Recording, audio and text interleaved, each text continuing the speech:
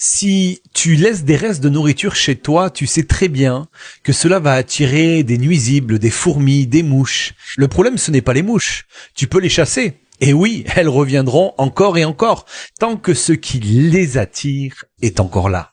Et vois-tu, il en est pareil dans le monde spirituel. Le diable peut se manifester, parfois il faut le chasser, c'est biblique. D'ailleurs, ça arrive dans nos cultes, dans nos vies, mais pour beaucoup, la délivrance, c'est juste ça. Démon, au nom de Jésus, tu sors. Non, on croit que cela suffit, mais tant que tu laisses les déchets, le mal reviendra encore et encore. Alors tu veux voir les démons fuir de ta vie, commence par sortir les ordures de ton cœur. Pardonne aujourd'hui, brise l'orgueil, soigne l'injustice, expose la jalousie, laisse Dieu toucher ce que tu caches. Parce que les démons ne se nourrissent pas de pain, ils se nourrissent de ton cœur pollué. Et d'ailleurs, les démons sont appelés esprits impurs. Les esprits impurs vivent là où il y a de l'impureté. Tu es là chaque dimanche à l'église depuis 10 ans et rien ne change. Pourquoi?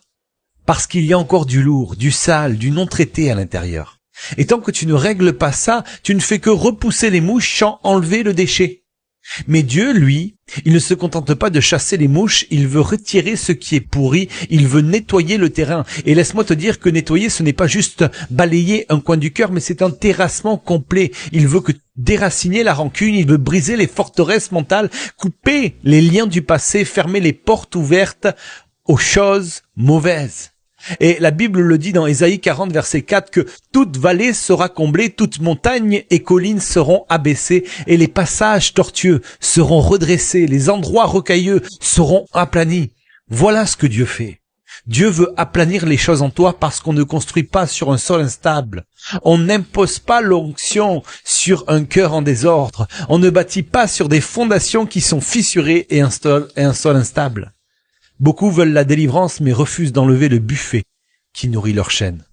Ce n'est pas juste dire « sors », c'est oser dire « Seigneur, purifie-moi. Je te donne ce que je cachais, je te donne ma honte, ma rancune, mes blessures. Viens nettoyer ce terrain et bâtis sur moi quelque chose de nouveau. »